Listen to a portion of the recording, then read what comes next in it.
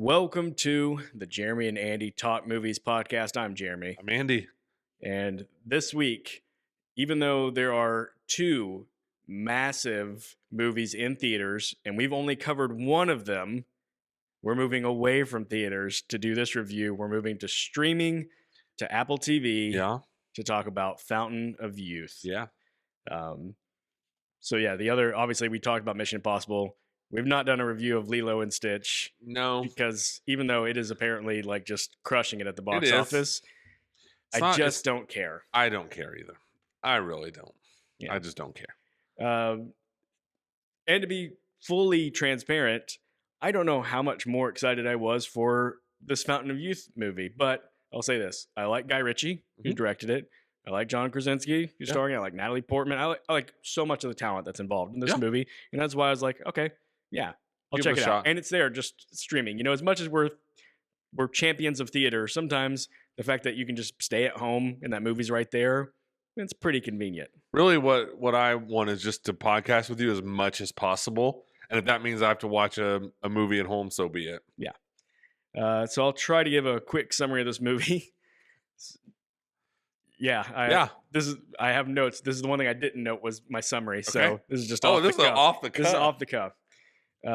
So John Krasinski plays a gallivanting treasure hunter of sorts. Yeah. And he recruits his sister, who has been trying to live more of a straight life than the life that was example that's set by their adventurer father. Yes. And he calls her back in this adventure where he has been funded by this rich guy to search for the Fountain of Youth. And so they go around putting together the clues that are going to help them find the Fountain of Youth. They are trailed by both Interpol agents and by this secret society of people trying to stop them from finding the Fountain of Youth. Yeah. And eventually it culminates in all of them arriving in Egypt to either successfully find or stop finding the As it must, where all the people always converge in the same place. Andy. Yeah. Was Fountain of Youth good? Jeremy, I like Guy Ritchie. I like John Krasinski. I like Natalie Portman. This is the worst movie I've seen this year. This was terrible. This was awful. There was parts of this movie where the dialogue was so bad. I just wanted to turn my head away from the TV. Natalie Portman looks like she could not possibly care less about being in this movie. This was really bad. This movie was awful. Yeah. From the start. This is terrible. I was like, this is such a sterile, soulless lifeless movie. It's so bad. And it just never picked up. I told you yesterday that I had watched about 2/3 of it, and then I had to pause it to go to the restroom, came back, tried to unpause it, and my stream just wouldn't reload. It was just the universe trying to do you a favor. It was kind of struggling, and I literally was taking notes in here, and I wrote notes, stream stopped. Honestly, don't care if it comes back. I did come back later, day later and finish it out. Yeah. But, oh my gosh. This was terrible. This was terrible. Shame on you, John Krasinski. You're a talented, charming guy. He's directed the first two Quiet Place movies, which we're both fans of that franchise. He had his hand in Quiet Place Day One, which was phenomenal. But boy, this is just I was looking online a little bit, and people were like, "This is like a movie that you would see playing like a movie within a movie." Yes, it's like something you'd see playing in the background of a movie. That is exactly right. Yeah.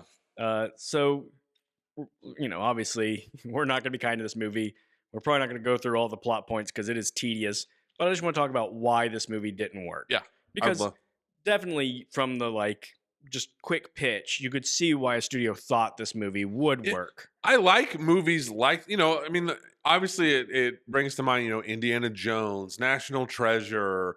Yeah. Even some B movies, I was thinking of Sahara, whatever, with Matthew McConaughey and Steve Zahn, dumb fun. Yes. So it's when you see a movie like this, you're hoping you're either going to get not Indiana Jones, but at least something like that, or you're just going to get this is just goofy fun. Yeah. And this was neither. They decided to go with neither.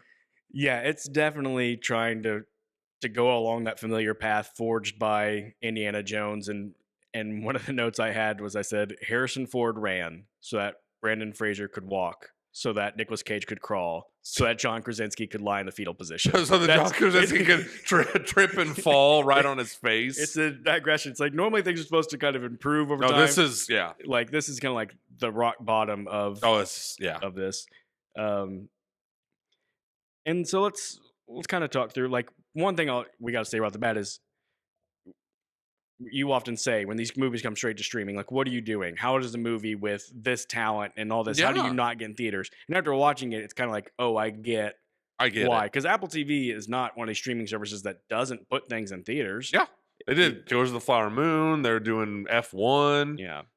There was something else, some other big deal. I'm about to say, and even if like we look at those and be like, so they put good movies in theaters. They put some that aren't so good. They put the Napoleon movie in theaters. Yeah, Napoleon's what I was thinking of. Yeah, like I don't know. I'm definitely forgetting something. This one, watching it, I was like, oh, I get why this went right to streaming. This is so bad, yeah. And we always say with streaming movies, it's impossible to tell. Like, it makes it impossible to call them a bomb because how do you quantify it? You know, I think I saw a $200 million budget. I saw 180. So that's a movie you make thinking you're going to put in theaters. Yeah. And when you put it on streaming, there's no way. It's almost like you just give it like you're just like whatever. Like. Although I say that, apparently Netflix thinks that's okay to do when they made the Electric State for like 300 million. Yeah. But yeah, I did see an article online that said it like even the viewership or whatever was not good for this movie. It's so hard to know. Like I saw things that like I just don't understand. Yeah, same. I'm not saying this like it's a fact or anything. I'm just saying I saw it online. An article on Collider, I was looking up trying to understand it. And it was like Fountain of Youth debuted with 990 points on its first day of release. Whatever that means nothing to me. And then it was like it I love this, pushing The Gorge to number 2 finally. I'm like, The Gorge came out months ago and wasn't very good. It's been at the top of the rank. Like, so saying it moved to number 1 means nothing. No. Nothing. I'm gonna say this movie would have tanked in theaters. Especially releasing this weekend. Oh yeah, it would have again swallowed alive. It may have, even if they would have done it a different weekend, it may have had a decent opening. Like Krasinski and these guys, it would have plummeted the second weekend. Yeah, I mean, critics have not been kind to it either. It's not like just us. It's got a 36% on Rotten Tomatoes. Yeah. Just for reference, a Minecraft movie is 48%. So you know if that tells you anything. I mean, it doesn't tell me anything because I haven't seen it obviously, but 43% from audience though. Yeah, so like not even, so it's not like critics. No one's turning this on and just being like, you know what, I had a really good time with this movie. Yeah, unfortunately, no, it's rough. So getting into some of the meat of the movie and what I didn't like about it, let's talk about Krasinski because Krasinski's a likable actor, and I could see why you cast him in this part. He's the type of guy that like obviously he can pull off comedy. He's the most famous for The Office. Of course. He can be like charming, but he also can be tough. I mean, he played that Jack Ryan series. Yeah. He was in the movie 13 Hours, like showing I can be an action star too. So you're like, okay, so we'll take this guy who can do action because he's kind of a big, strong guy. Yeah, he's like 6'4". He looks rugged with a beard, you know, but he also can play this charming character. The casting makes sense. And then watching this, I was like, boy, this character, like, what are we doing with this character? Yeah. It's nothing. It's nothing. I think there's still potential for Krasinski to be able to lead action stuff. Yes. But not this way. No. I mean, it opens with him. This just kind of told me right from the start, I'm like, I'm not going to love this movie. It opens with him being on a moped, wearing a helmet, just looking dorky, and then right into action chase scene. Yeah. And I'm like, so what are they trying to tell me about him? Are they trying to tell me that he is a goofball in this movie? But then he is being like tough and like he wins every fight. And it's like, what are you doing? Like, pick a lane here, make him cool, or make, you know, you can, and I couldn't help but all throughout this constantly be comparing to, okay, well, why did it work in Indiana Jones? And if that's not fair, why did it work in The Mummy with Brendan Fraser and not in this one? You know, like, why are these other ones, why do they work? Like, for one, they were actually like simpler characters. Yeah. They didn't try to make the characters all things at all times. Like I think this one. We talked about this before. This is one of the notes I had. Indiana Jones, The Mummy, they do stereotyping the right way. Yeah. Like sometimes even just the way you costume your character tells the audience everything you need to know about a character. Everything you need to know. terrible costuming in this movie. Yeah, so not bad. just because not just because John Krasinski looked like a dork for half of it, but just because like you can't. The costuming tells you nothing about the characters, and then the story progression tells you nothing about the characters. Mhm. So they're just generic all the way through. Yeah, I mean, think of, again, we're going to probably compare this a lot to Indiana Jones. Think of in Raiders of the Lost Ark, the very first time you see Indiana Jones, he kind of steps out of the shadows, so he looks cool. Fedora, whip. I mean, it's iconic from the second you see it. Yeah, and from the you're second you're like he's you're like- tough and cool. Tough and cool. Yeah, That's what this guy is. and then of course he's got humor and he can deliver lines, but Yeah. that's a secondary thing. Yeah. And in this one, it's like we want him to be funny and charming primarily, maybe, but also tough, and It's a mess. Yeah, Right it's a out of mess. the gate. By the way, in all of my notes, rather than writing the character's name or John Krasinski, I just wrote Johnny K. I don't know why. It Johnny just felt K. appropriate. So I like just, it. Johnny K with everything. My second note I wrote in this is I said, this movie starts with a chase sequence. Tough for a movie that's immediately following me watching The Final Reckoning. Yeah.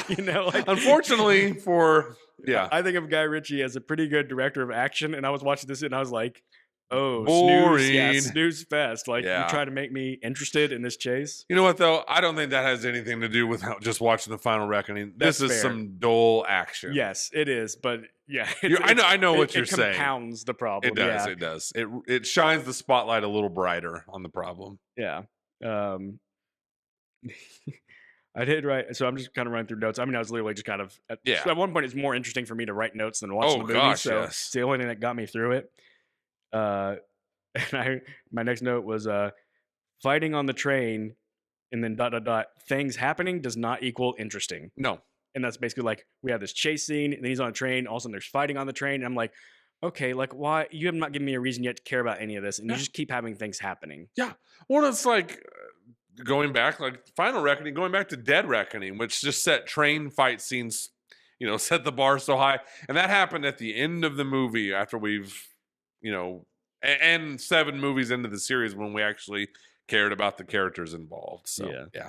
You're exactly right, though. All this stuff happening, and I'm just kind of just sitting there with a blank look on my face because none of it's interesting. Yeah. This next note probably just says more about me and my age, especially, than anything else. I wrote, Natalie Portman is 44 years old, and still I look at her and consider her too young to be introduced as the woman going through a divorce and talking about child custody. Yeah. Like they were talking about it, and I was like, oh, she must be a lawyer. Yeah. Oh, it's her child, her Yeah. divorce. Oh, weird. Interesting. Yeah, right. And then I'm like, oh, yeah, she is. Yeah. That is the She's age for her been part. acting for a long time. My next note was then we have the car chase through England. I was like, this is our third action set piece already, and yet we have not been told who these people are or why I should care about them yet. Yeah. Yeah. Just. Yeah. And also, too, like, you meet Natalie Portman's character, and instantly it's like, oh, okay, the wet blanket sister. Like, I feel like I've seen this in every generic, action adventure type movie. It's, going back to The Mummy. I know Brendan Fraser and Rachel Weisz aren't brother and sister in that movie, but it's the same dynamic, just done better and more interestingly. Yeah. So you're just instantly just like, okay, I know every beat of this and this movie and everything else. Yeah. I did actually note, and I thought this in the moment. I don't know after seeing the whole movie if it mattered or if I said movie would have been better if it started from Natalie's perspective. Yeah. And I said, because you would start with the sort of normal person. She's an art curator going through a rough time. And then her adventurous brother shows up and calls her into action. Maybe that gives you a chance to like, okay, now I know my characters. And now it doesn't matter. This movie's not going to be good anyway. No, but that would probably have helped. And then just the same old cliche. Oh, are you in trouble? No. Well, you only call me when you're in trouble. We haven't talked in a year. It's like, I feel like I've seen that exact scene with that exact dialogue 37 times in other movies. Yeah. My next note, the secrets are hidden in the paintings of Christ. Am I watching the Da Vinci Code? Yeah. I mean, there's literally like nothing in this movie that felt like a fresh new idea. Oh my gosh, no. Just horrible. Horrible. In my next note, going into the deep ocean to recover something from a shipwreck. This is really not a good movie to follow The Final Reckoning. It just keeps getting worse. I wonder if the people who made it were like, oh gosh, if we had known. If only we knew. There's like Tom Cruise. Yeah. Oh, we used fancy gadgets to like bring up some of the ship. Tom Cruise actually went down into the Tom depths. Cruise is in a submarine. He held his breath for 3 straight days or whatever. So there was just a lot of this movie that I spent just longing to be watching Mission Impossible again Yeah, it kind of instead. makes you just want to hop in the car and go back to the IMAX, doesn't it? Yeah. But I'll just say as an aside, felt like we probably came across pretty hard on the Final Reckoning, Hmm. even though we're saying how like awesome and all the stunts Yeah. were, like just how the rest of the movie is kind of a disappointment. I can't believe how much I've been thinking about and wanting to go back and rewatch it. Yeah, Though. I'm Like going I back. can't stop I'm thinking going back about this going week to with see my it. So dad. yeah, Yeah. so it's already aging That well was in my that was mind. old. That wasn't hard. That was just like tough love's not the right word, or but just like because I love Cruise in that Mission Impossible series so much, it's just like passionate about it, I guess. But Right. yeah, I'm like you. It's like, yeah, I want to go watch that again. Yep. And I never want to see Fountain of Youth again for the rest of my life. Never. No. Uh, I know I said we're not going to go scene by scene for this, but I'm just sort of running through my notes and just pointing out the things that I said. So it's taking us a little bit just through the movie. I wrote, they have the technology to raise a portion of a gigantic ship from the bottom of the ocean, Yeah. but Yeah. can't get walkie talkies to work 100 yards away. Just And we talk about that classic. different times where it's like, make your movie make sense. Like, if you're going to play by a set of rules, play by that set of rules. But that stuff drives me crazy. Yeah. Uh, so then they're in this raised part of the ship. They find what they need, but then the group of people that's trying to stop them because they're the secret society that's protecting the Fountain Youth, just like the secret society in the Mummy that's protecting the Mummy. Yeah. It's the same We have idea. seen all of this a billion Yeah. times. And they're in a standoff kind of, What do you know? and like slow motion, like really slowing down on John Krasinski. He's like, I'm thinking, and I thought, oh, it's gonna turn out. They're gonna show us one of the reasons he's smart here. Yeah. Something's gonna turn up, and he hears the chopper leaving, and so he's gonna be like, oh, you're stuck with us. We're all in this together. We're your only way out. Instead, after all the slow motion of him thinking, he comes back to him, and he's like, we can work this out. And then Natalie Portman just elbows her captor, and they get out. And I'm like, okay, this movie just refuses to be smart. Yeah. I almost wonder if like the screenwriter's like, and then I got nothing. Yeah. And they're like, just I have don't her. know, punch somebody in the Yeah, face. exactly. Yeah. And so the whole ship goes down, and they're stranded in the water for a second. And I'm like, okay, they just got dropped off in a boat that's 100 yards away at the bigger boat. Why is that boat not there waiting on them? Right. Oh, here it comes in late, last second to be dramatic. What do you know? Also, there was no doubt that the people who went down with the ship, that main girl wasn't going to be alive later. Right. Of course, it never explains how she gets out or is still No, alive. she just because that's just a thing movies do, and this movie is just doing things that all other movies do. Yeah. So at some point, I don't want to interrupt you, Yeah. but at some point, I'm trying to think time wise where this fits in. I was talking about like some of the dialogue and wanting to just turn my head. At some point, I think maybe before all this, they're kind of like having their little team meeting, and it's before all this, and Natalie Portman somehow I don't remember the exact. She's like, "Are we looking for the Fountain of Youth or something like that?" And someone goes, "Oh, the cat's out of the bag now," and then that other character's like, "The cat never wanted to be in the bag," and I was like, "What? Do you know what I'm talking about?" I missed that line. I was probably zoned out. Oh to be my honest. gosh. And I was like, somebody got paid to write this stuff. And it's just so bad. It is so bad. So after that scene, I had to make this note. I was like, okay, so the heroes of the story are now murderers. I was like, sure, it's not their fault because it was the other guys who showed up with guns. Yeah. And most of the shooting wasn't directly by them. Sometimes it was like them grabbing and trying to deflect the gun, and then it ends up somebody else getting shot. Right. And they didn't drown the people on purpose. But it's like, this is a lighthearted romp, and we're just adding this body count. Yeah. And it kind of continues throughout. It's a very confused movie about like, we need to have action, but there's not like, so you think about Indiana Jones, like very clear good guys and bad guys. Nobody feels bad for Indiana Jones for any of the Nazis that died. I was going to say, You know because what I mean? they had Like- the smartest idea ever. The bad guys are Nazis. Right. Like, So do whatever, as an audience, it doesn't matter what he does to them. Exactly. You're rooting for Indiana Jones. in The Mummy, for the most part, the body count comes from the mummy, The mummy, villainous mummy who like, Yeah. okay, Brendan you Fraser did is it. really not like just he does some gunfights with people who are like fighting shooting at against him. It's Yeah. always self-defense. It never feels like, boy, our good guys are leaving behind a body count. This movie is like this treasure So hunt. many people are dying. A lot of people are dying for this treasure hunt. Yeah. You could say it's not your fault, but if you weren't going on the treasure hunt, none of these people died. Yeah. And that just That's off-putting a little bit. it's why it has a hard time with that tone. It's like, is this supposed to be like a fun adventure family movie? Or is Because it Yeah. Yeah. No, I get it. Um, there is, you talked about just someone got paid to write this. There is so much painfully ridiculous exposition in this Oh movie. gosh. I mean, like, way too much. Way too, like, I don't know what percent of the dialogue is. Like, 70% of the dialogue in this movie is painfully bad exposition. And Yeah. And if that's the thing, like if you've constructed a story that requires so much exposition, that should probably be a red flag. yeah, there's way, like, this scavenger hunt is way too convoluted. Oh I mean, gosh. I wrote at one point, I was like, each painting has a letter that spells a word that matches a constellation that refers to the Wicked Bible, which will contain more clues, which turns out to be a musical riddle. Which, and why? Why are we doing what?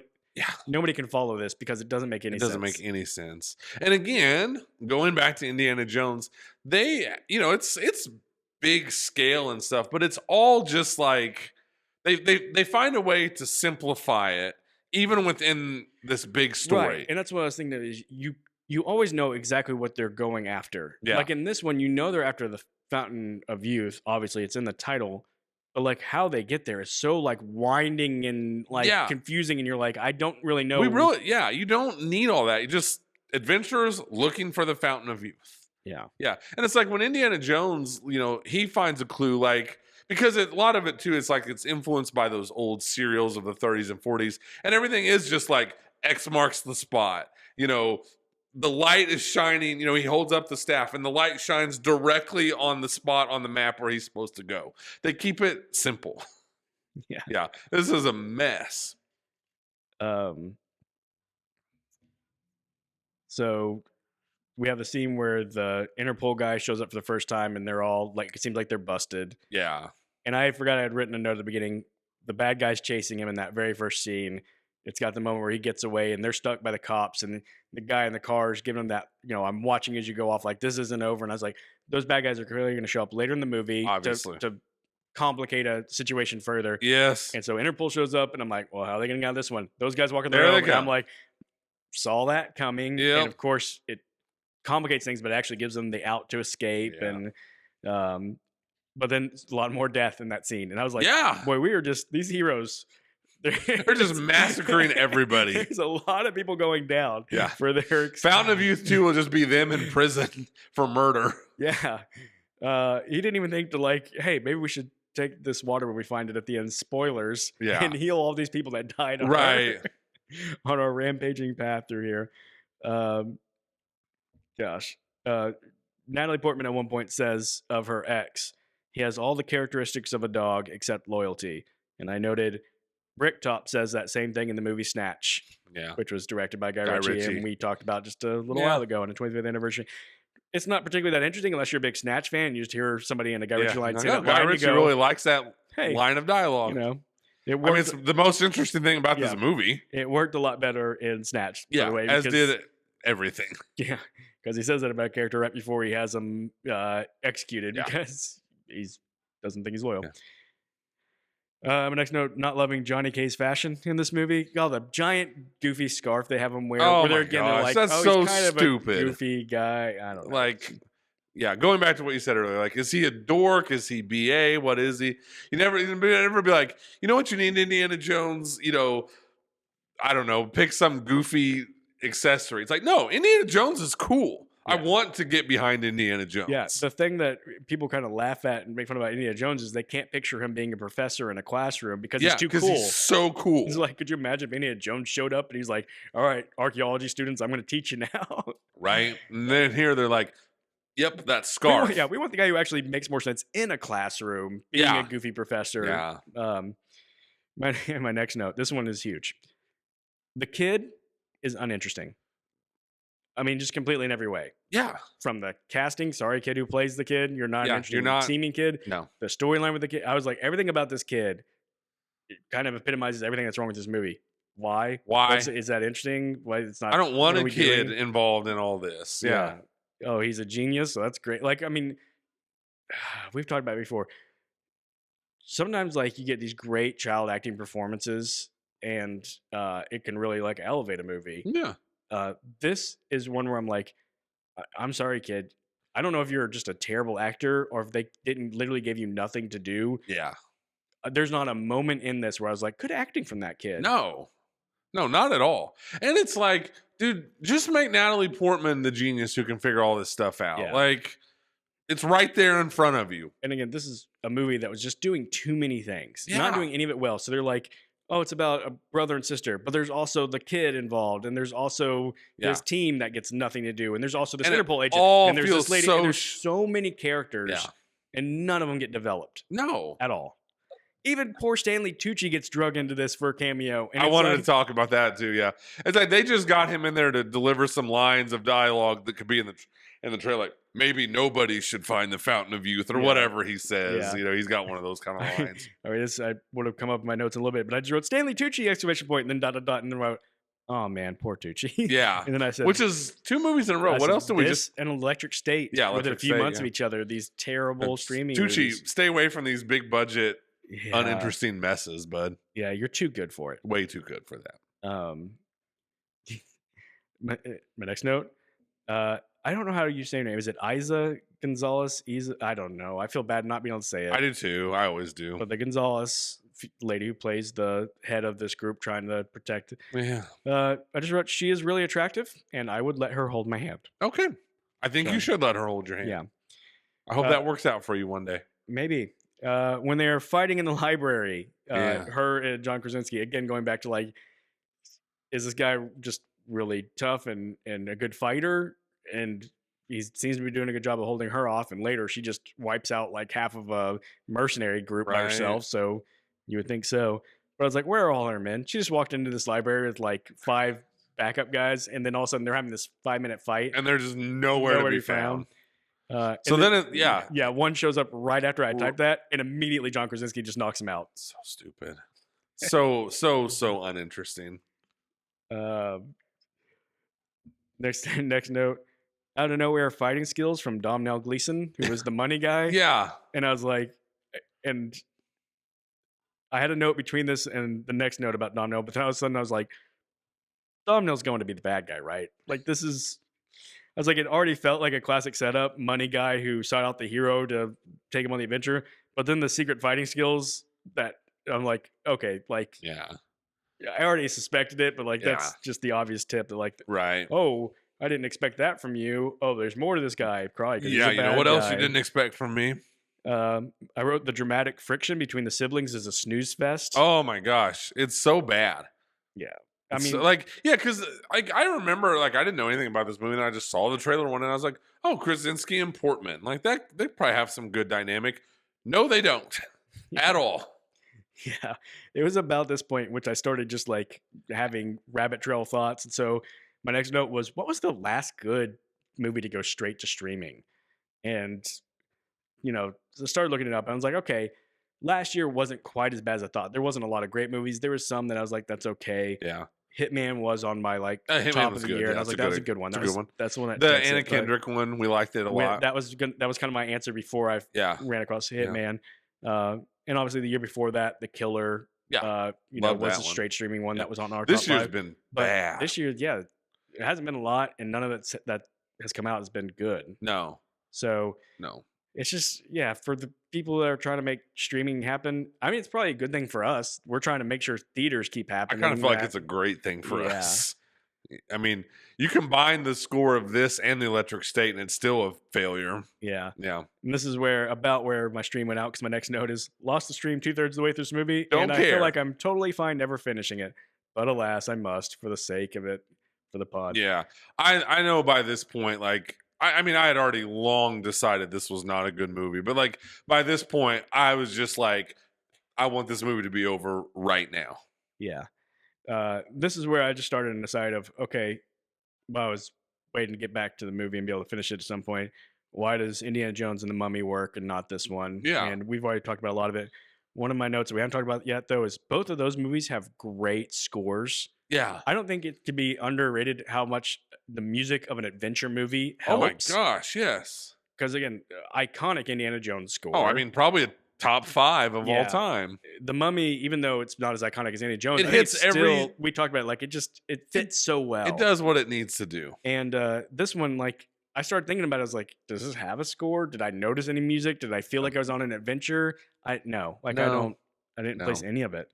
Um, and then I said, I think the biggest issue of this movie is that it really lacks central conflict. Yeah. I was like, of course, the goal is to find the fountain of youth. I was like, but the conflict is what? Just like how difficult it is to solve all these clues and get it. I don't know.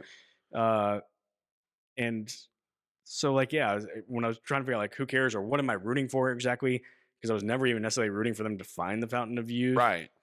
I don't know. Like, it was just Yeah.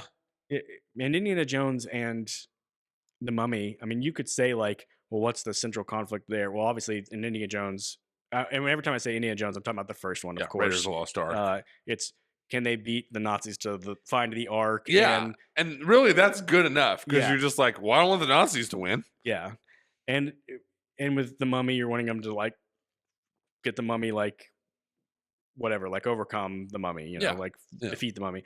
But in both of them, it's really, well, I just want these characters to survive because in both of them, they felt like there was real stakes and the characters could not make it out of the Yeah. story. Yeah. And then, I mean, you knew they'd win, but you know what I mean. Like I the know story exactly what was you mean. such that like Yeah. they felt in peril. This movie never feels like, well, I just want the characters to survive. No, it's You know, like, literally just stop your adventure and you're fine. Yeah. And Yeah. nothing bad's gonna happen if you don't go after this. Not like, well, the Nazis are gonna get there first. yeah. All of this, like all of it's just sort of It's all just like, hey, created man, just go conflict. home. Yeah. Like, just go home. Yeah. So it just, yeah, it wasn't fun. And then I got back to my watch, and my first note again immediately into rabbit trails because I was just so bored. I took to IMDb searching for answers. I was like, please, in the trivia, give me something, some reason why this was made and how the talent got roped into it. Tell me it was like contractual obligations or some big studio favor or studio. Just give me something. And there's nothing. There's Yeah. nothing to explain what happened here. Right. And I don't know. It just bummed me out. I wanted to find some excuse for it. Paycheck, I guess. I don't know. Yeah. It's like, did Krasinski have to do this so that he can do another Quiet Place movie, or what's Right. up? And then that led us to like the pyramids, basically. And The only good part about this is you're like, okay, hopefully this is like the last act of the movie. yeah, it leads to a totally gratuitous shootout outside the pyramid. No, And they're just trying to amp up the action and the stakes. it's just too late. But I'm sitting there going like, why is this shootout happening? What's the motivation for these Interpol agents to be like, I've got to get in that pyramid? Well, oh my gosh, there's this like heavily armed group of mercenaries. This is so important. We ought to just charge right at them and risk our Right. lives to do it. They couldn't just Stupid. wait. It's like, stupid. What do they really? Like, there was no reason for them to think they have to get in there, other than their suspects they believe are in there. Yeah. And all of a sudden, like you said, just huge gunfight. Like literally, just wait. And instead, he charges it. It's like, and even the gunfight's ridiculous because first off, the main Interpol guy, was in the lead car, but of course he can't be once they're charging because the lead car is going to get taken out Yeah. for no reason. But a guy shoots like a little grenade launcher and blows up that car. I was like, thank goodness they've only got one of those. They've Right. got all this other ammunition, but only one grenade launcher. Yeah. But then like he's trying to be all cool and they're trying to film him cool with like his pistol shooting back. And I'm like, you're literally going up against these like heavily mounted machine guns. Stupid. No one cares about your pistol. It's stupid. It is so stupid. Then I wrote the villain turn from Domino is less twist at this point and more of obvious revelation that for some reason Johnny K just isn't picking up on. Nobody picked up on it. I mean, and like they're trying to be like Natalie Portman's suspicious. She's constantly going like, "Are you sure? You don't think any of this is weird?" It's right. like, of course it's weird. Are you Yeah. guys like you've guys been geniuses this whole movie? You continue to be geniuses with every little riddle thrown at Except you. for You this- know everything. Yeah. You can't see the obvious like giant flapping red flags right in your face for this guy's bad. Right. And again, going back to Indiana Jones, they never made Indiana Jones look like an idiot. Yeah. Like he would get double crossed and stuff, but then he would still play. He'd always just be like, of course. You know what I mean? Like they always just found a way to keep him cool. Yeah. And then, it's like Krasinski, you're just like, dude, you probably should have seen this coming. Right. The kid's metal chime playing to open the thing, That was eye roll inducing. That's what I wrote. I was gonna say that also is included in my. You just want to turn your head away from the screen. That was, and they like slow mo and draw it out like they thought they were doing something really cool and profound. I was trying to think in my brain, like, was that the worst movie scene of the year so far? I mean, I'd put it up there. I mean, It's up there. I might just put this whole pyramid stretch with It's worst of the bad. year. It's bad.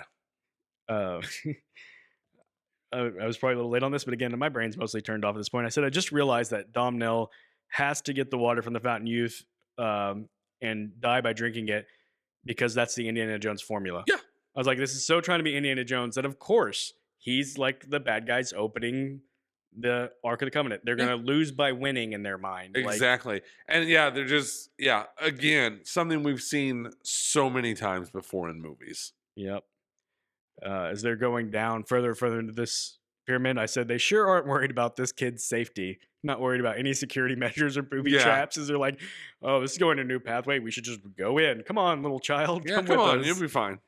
Um, And, another thing I was thinking, I'm going to watch this too. Now we're in these pyramids and all this stuff. And again, we live in this time where movies can go anywhere and do anything. And yet here I am bored to death. Yeah, absolutely.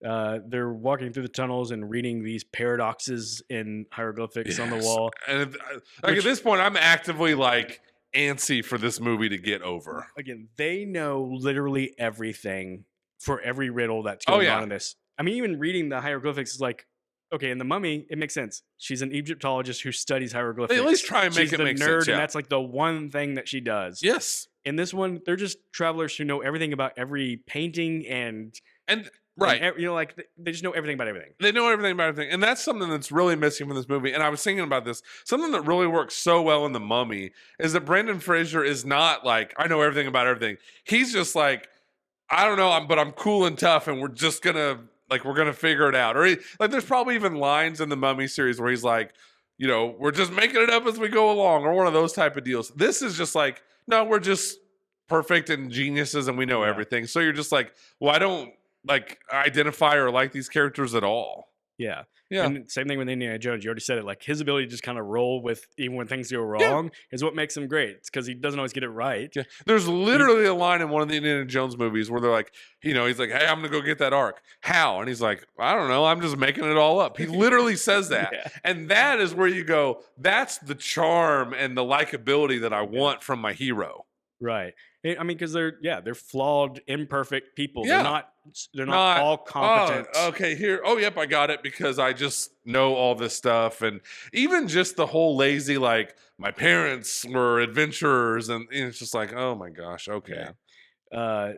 They read a line. So Natalie Portman reads a line, and I just wrote it out. It said, "Blessed is he who drinks without thirst. The thirsty man betrays himself." And I'm like, oh my gosh. Domhnall will definitely drink the water and be the guy who's thirsty and will betray himself. Like, what do you know? They're just, I mean, it is so blatant and heavy. Oh, yeah. I mean, and even that stuff, like, and that's Indiana Jones-ish. Mm-hmm. But you're like, that just sounds so generic. It does. And again, it's Indiana Jones-ish. You said it. Indiana Jones did kind of have its own sources of inspiration, like those serials. Sure. But it still felt fresh in the movie. It was a new, updated spin on. This one just feel like everyone's feeling the Indiana Jones influence in this. Oh my gosh. And the difference too, Raiders of the Lost Ark, that's how that movie was marketed. Like George Lucas and Steven Spielberg are taking these old serials that they loved and they're putting, so it's like they're just acknowledging from the get-go, yes, we are borrowing from this source material that we loved, but we're putting a new, cool, fresh spin on it. Whereas movies like this, I don't know, it's just better when you just acknowledge, I think, like, yeah, we're taking inspiration from, Next note, sure, the Egyptians were brilliant engineers, but this CGI pull-out staircase is a bit excessive. I mean, oh my gosh. Yeah. And then my next note was, what a pain in the blank this must have been to build this place. You think the ancient Egyptians were like, they're like, we need oh my gosh, 100-foot level of retractable, door closing things that literally open when people just step to them. So what's the point? Like, why did we just leave it open? Yeah. Oh my gosh, that must have been unreal to build. Just worst job to have in the Egyptian pyramids. Those workers were definitely complaining about their bosses. Yeah. Really, upper management needs another twisting spiral. Like, how many of these do we have to build? And then, and that probably is only in the movie because whoever, Guy Ritchie, whoever was like, you know what would look cool? Yeah, and that's exactly what it is. That would look cool. That Is would all look that it was. cool, but it doesn't make any sense. But it looks cool. Yeah. And again, it's trying to create a tension of things happening. Like, what's going to be interesting? Well, we don't have any tension of characters or anything, so we No. just got to make things look visually interesting. Is what Yeah. they're thinking. Right. It's not. It's not. They get to the water, and my next note. Boy, they just step right in the water, totally unafraid of contaminating it, huh? Like, this is Right? supposed to be like the This most is like the precious, sacred like, yeah, water just ever. like- And there's like boots I've been traveling around in. It's like all they need is someone just like cannonballing into it. Like, yeah. And it's just like, well, and then you're literally going to scoop it up and drink it. If I was going to drink that water, I wouldn't step in it with my boots before right? drinking it. And then there's weirdos. another thing that's missing from this movie that you get in Indiana Jones. When they do find whatever MacGuffin they're looking for, they always have like such a reverence and respect for it. Mm-hmm. You know what I mean? Yeah. And it's like this. It's just like stomp, stomp, stomp. And it's not like a big detail, but stuff like that matters. Yeah. And maybe I'm misremembering, and if I rewatch it and I was really honest, like maybe it does draw out a little more, but I just feel like in Indiana Jones 2, I mean also like when it gets to those points, they don't drag out those moments. Like it gets to like, oh, they've got the arc, other, Yeah. what's gonna happen. Indiana Jones is tied up with what's her name, and it's like, Yeah. and he just knows like look away, and it kind of wraps up. It moves briskly, like It does. It doesn't overstay its welcome and try to build the tension so much. No, I just saw Raiders of the Lost Ark in the theater last summer, and that was one thing I remember talking about. I was like, man, I had kind of forgotten. Like, once the Nazis do get the Ark, like you're just like, there's like 7 minutes left in the movie, and it's just boom, boom, boom, boom, boom. Yeah. Whereas this one, oh my gosh, Like, dude, I don't care. I'm only watching so that I can podcast with Right. Jeremy about this. And then finally, I mean, obviously John Krasinski gets in the water and it heals him, and he's close to drinking, and then he realizes no, it's so he doesn't. Blah blah blah. Yeah. Domhnall Gleeson gets in, drinks it. At first, it looks like, oh, it's helping Didn't him. see and that then, one coming. Of course, there it is. There's the Indiana Jones movie. Is like the rapid aging. It's like absolute direct ripoff of Indiana Jones and the Last Crusade. Yeah. When the guy's drinking from the cups. Yeah, you chose poorly. He chose poorly. And that leads to Gonzalez. I'm sorry, I'm not saying her first name. Yeah. You're so beautiful. Don't be mad at me. She'll forgive you. Doing the shutdown key, which collapses part of the Sure, it inside does. of the Yeah, building. of course. And they got to get out as that pull-out staircase is going in. I just wrote, this Tomb Raider-y escape is a bit video gamey. Yeah. And like that is exactly what it looks like. I was like, are they planning on making a video game out of this? Because that's what it looks like. Oh, yeah. Where it's just cheesy. Yeah. Andy, here's a positive note. Oh, you have one? I don't. One positive note.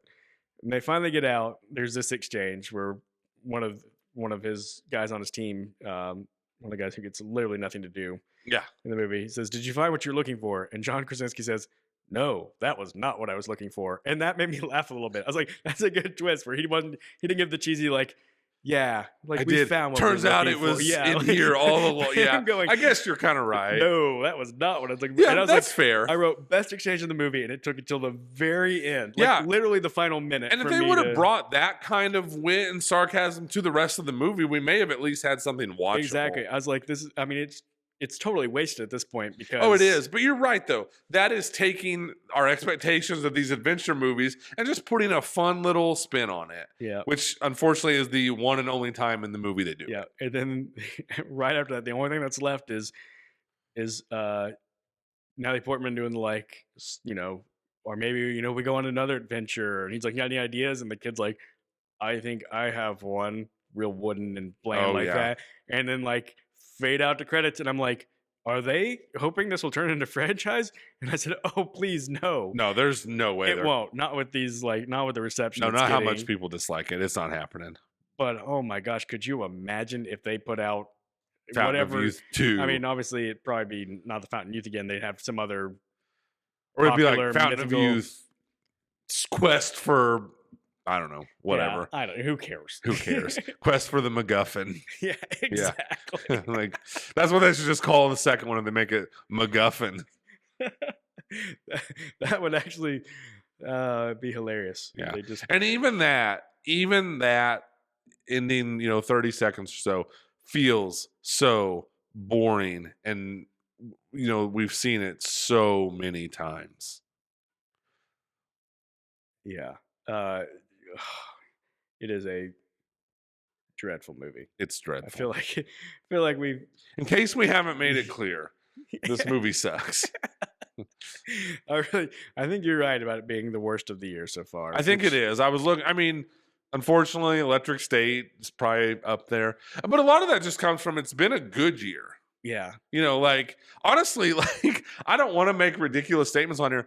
Clown in a Cornfield was better than this. Yeah. Well, I was thinking about one of the other movies that we were very low on this year, which is Death of a Unicorn. Yeah. It's like there's some similarities. This is once again, I should have known Domino Gleeson was the villain immediately, because nowadays if there's a billionaire in the movie, they're the bad guy. That's just the way it has It's to be. lazy.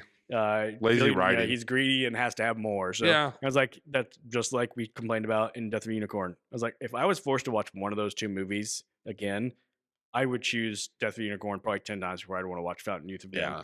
Not because it's good, No. but like at least they were taking big swings and trying something. It It's work. about unicorns. Yeah, it's weird. It's bizarre. There's at least little things. It's got Will Poulter being great in it. Yeah, something. that had some positives. Yeah, this one was just. This is dreadful. Yeah. Yeah. It's like eating a saltine cracker. Yeah. It's like eating what's the saltine cracker challenge? We have to eat so many in a row, and it just dries your saliva, and you literally can't. You cannot. That's what I do felt it. like watching this movie. The Oh, longer yeah. it went, I just felt like I literally. I could can't. never watch this movie again. Oh, gosh. Yeah. It's so disappointing to say. Luckily, I think John Krasinski is going to be okay. He's going to be Natalie fine. Portman will be okay. She's already won an Oscar. I'm starting to worry about Guy Ritchie a little bit though, because he's had a rough stretch. I mean, he's had a rough stretch. His last couple of theatrical movies didn't do well. Oh, Ministry of Ungentlemanly Warfare was a bomb. Operation Fortune, nobody's even heard of. No one even knows that movie. I mean, it's yeah. He's in a rough stretch. Yeah. Kind of hard to feel sorry for him though when this is this is the big project that he chooses. It is, yeah, and it's a little bit of like he's not. We were talking about Snatch. Snatch was such a great combination of like different things and being like sort of a comedy action type thing.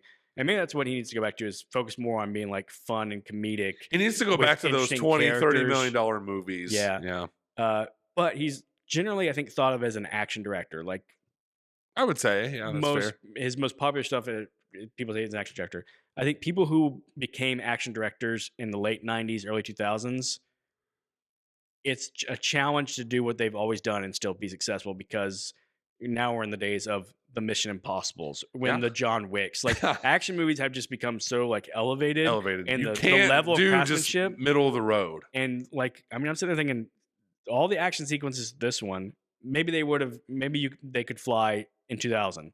They can't fly these days. No. Not at all. I mean, think about how we still, not even the most recent Mission Impossible, think about how we still talk about Cruise hanging on the side of the plane. No one will ever have one conversation about any action that happened in this movie. No. Never. It will never happen. Yeah. I mean, action movies are putting in such work now. They are. To like, I mean, the good ones, I should say. Yeah. Obviously, there's still bad action movies. Of course there is. And I think, we talked about with like John Woo, who, you have said you were never a big fan of. I said I was, like, back in the 90s, but he's had a couple movies come out recently that I've watched and been like, these are terrible, because it's like he hasn't been willing to grow with the level that action movies have grown, and he's trying to do the same old, like, if I just have a good guy and a bad guy in shootouts, people will be interested. It just doesn't cut it anymore. No. And here's the thing too, like, I don't even want to say like you have to be like, if you're going to make an action movie, you have to be like Tom Cruise level of committed. Because that's like we talked about. Tom Cruise is a one of one. Yeah. Okay. So if you're not going to get that level of commitment, or someone that's like, I'll hold my breath for 6 minutes and all that stuff, then you got to make up for that with interesting characters and interesting dialogue. Because, if Tom Cruise has set the action bar this high and it's unachievable, which really it's not an exaggeration to say it is unachievable. Yeah. then at least give me some decent action. But if you have interesting characters, that's going to cover up, that's going to bridge that gap between what Tom Cruise has done and what everyone else can do. Yeah, and going back to Indiana Jones and the Mummy, that's why those are lasting. It's not because the action is still like No, incredible in them. It's it's the because the merger. characters Mhm. that they created are so fun to Iconic. watch that yeah, I mean, and it's honestly kind of the problem. I shouldn't even bring this up because I haven't watched the more modern Indiana Jones movies, but I feel like they started trying to be more spectacle than It's character. 100% what happened. And like so even even the people who make Indiana Jones movies fall victim to this now They too. do. Like because we It's sad. can do all this, let's just do all this Yep. instead of being a fun character movie. It also just goes to show, the classics are classics for a reason. Absolutely. If everyone could do Raiders of the Lost Ark, they would. They can't. Yeah. Because Spielberg and Harrison Ford and George Lucas and John Williams' score and on all this stuff. It's Going back to the score, man. It's It's just unreal. so important. Yeah. Scores are underrated. I mean, our great composers are really unheralded in the movie business. John Mhm. Williams, Hans Zimmer, like Yeah. there's plenty of good ones going on now. But Yeah, the other day I don't remember what I was doing, some activity, maybe folding laundry or something. I was literally whistling the Indiana Jones theme. Like, I don't know. I haven't watched Indiana Jones anytime recently.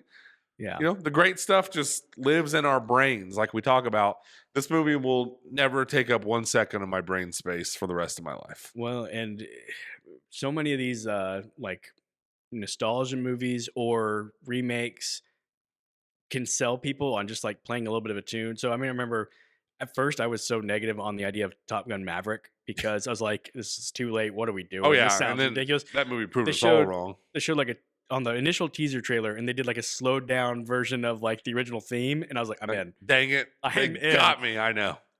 The new Superman previews, I've been like, on the previews. But when that they throw a score little kicks in- score, and Oh, I'm yeah. like, okay, I'm feeling Superman-y now, and Mhm. that's what those scores can Yeah. do. Just a little bit of that Yep. tune can get you into it, and nothing. Yeah. And also, too, in this kind of stating the obvious, it's so important. Like, if you're going to be in one of these movies, be all in. And like I said, like, not to pick on Natalie Portman, but she's not all in on this movie. Yeah. She's delivering these lines and just, I don't know, just doesn't seem like there's any heart behind it at all. Yeah. I would love to be a fly on the wall of the making of this because it's hard to make a good movie. I acknowledge that. So many things have to come together. There's Yeah. so many different elements. I mean, the director has vision. It's very hard to have everybody on the same page and feel like Sure. they're making the same thing. But I just want to know when they're making it, could they tell like this is a bit of a mess? That's what it feels like. And when you're talking about Natalie Portman, it feels like I could picture her being on set being like, so what is my character doing in the scene? What is Yeah, she thinking? Maybe I don't I'm know. being unfair to her because maybe she was recognizing, like, I got nothing Yeah. here. Or did they think like something that didn't end up coming through in the final product was there Mhm. and maybe it just didn't work out. Yeah, I mean, but- I'm like you. That's always my first thought when something is so bad. Like, at what stage in the process did we start to go wrong? And I think we both would agree, like the script had to be a large part of this one. Oh, Because yeah. all the dialogue is bad. The writer of this movie you look at his IMDb and you go like, don't know what to make about this guy because he was one of the writers on some of the new Scream movies. Yeah, He also wrote Independence Day Resurgence. which is like a bad movie. I mean, so you're there going like, this is definitely more Independence Day Resurgence Than than Scream. But Yeah. Scream had other writers too, and I'm guessing they must have been the ones bringing the good ideas. Yeah, But just a absolute bomb. yeah, Yeah.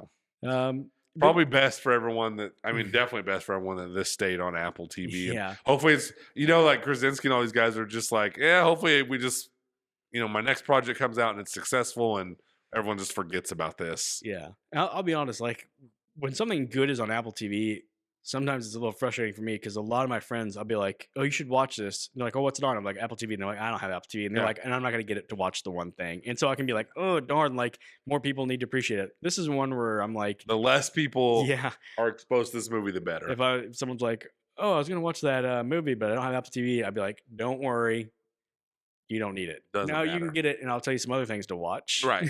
But do not But- get it to watch this movie. Exactly. Andy, if there's a silver lining that comes from watching a turd of a movie like this, is it just makes us appreciate more the good movies that there are. And so, Definitely. I like I said, there's several movies in theaters that I want to get a second viewing of. We talked about Mission Impossible. I want to see again. I still want to get back and see Sinners again, maybe Thunderbolts again. I Yeah, don't know if I'll catch them all before they get out of theaters, but yeah. uh, like you said, we've had a pretty good year. It has been a good year. A lot more good than bad, and so maybe that also just makes the bad jump out even more. Yeah, Hmm. I think that they probably knew this movie was bad. I think that's probably why we said dumped it on Apple TV and did it on a weekend like this. It's so busy, so that they could have It could just kind of it could get fly under the overlooked. radar, Or and oh yeah, yeah, that has to be it. yeah. Yeah, Um, but I still don't know why they did it. A24 did it to their movie Friendship. That's probably next on our queue of yeah. movies to watch and review. I'm hoping to come out of that one and say, yeah, that was really dumb release timing because it was a great movie and it should have had a better Yeah, release. yeah. So yeah, you almost want to be like, man, I feel so bad for Friendship. Yeah, Hmm. that's the hope.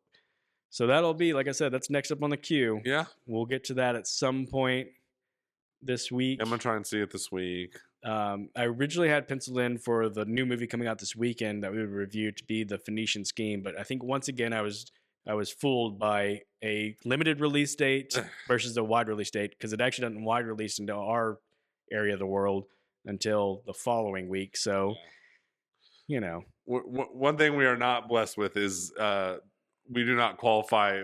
We do not fall under the umbrella of limited release. that's right. Limited never includes us. No, it does where not. we are. For Yeah. some reason, Central Illinois is not weird. the limited area. Yeah, it's weird. But yeah. So we'll be back sometime in the near future with a review of Friendship, hopefully saying a lot more positive things than we got to say this week.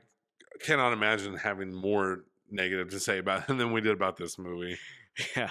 Hey, at least we've got that front runner for worst of the year so far. It's So definitely the front runner for me. yeah. All right. Well, thank you everybody Yeah. for joining us and listen to us rant. Always feels good to rant. We'll see you next time.